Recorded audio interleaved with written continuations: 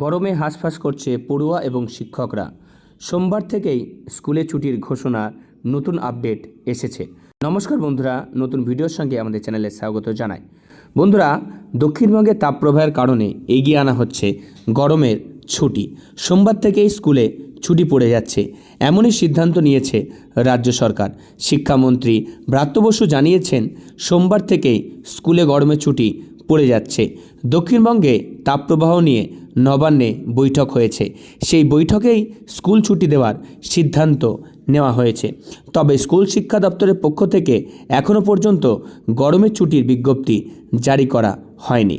মুখ্যমন্ত্রী মমতা বন্দ্যোপাধ্যায় অনুমোদন করলে হয়তো সরকারিভাবে স্কুলে গরমের ছুটি হবে। তবে নবান্ন সূত্রে জানা গিয়েছে, পরিস্থিতি বা সিদ্ধান্ত না বদলালে সোমবার থেকেই স্কুলে ছুটি পড়ে যাচ্ছে। তো আবহাওয়ার কারণে এগিয়ে আসছে স্কুলে গরমের ছুটি। গত কয়েক বছর ধরেই চৈত্রের শেষ দিকে ও বৈশাখের শুরুতে তাপপ্রবাহ দেখা যাচ্ছে। উত্তরবঙ্গের তুলনায় তাপমাত্রা কম থাকলেও দক্ষিণবঙ্গের জেলাগুলিতে তাপমাত্রা স্বাভাবিকের চেয়ে বেশি। বেলা বাড়ার পর বাড়ির বাইরে বেরোলে প্রবল ঘাম ও অস্বস্তি হচ্ছে।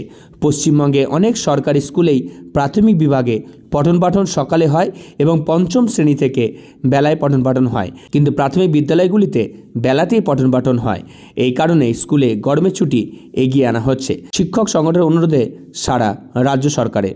সম্প্রতি স্কুলে গরমের ছুটি এগিয়ে আনার অনুরোধ জানায় শিক্ষক ও শিক্ষাকর্মীদের সংগঠন। সেই অনুরোধে সাড়া দিচ্ছে রাজ্য সরকার। গত বছরেও স্কুলে গরমের ছুটি এগিয়ে আনা হয়েছিল, তবে উত্তরবঙ্গে গরম কম থাকায় ছুটি এগিয়ে আনা নিয়ে বিতর্ক তৈরি হয়েছিল। এবার লোকসভা নির্বাচনের আবহে স্কুলে গরমের ছুটি এগিয়ে আসা নিয়ে বিতর্ক তৈরি হতে পারে।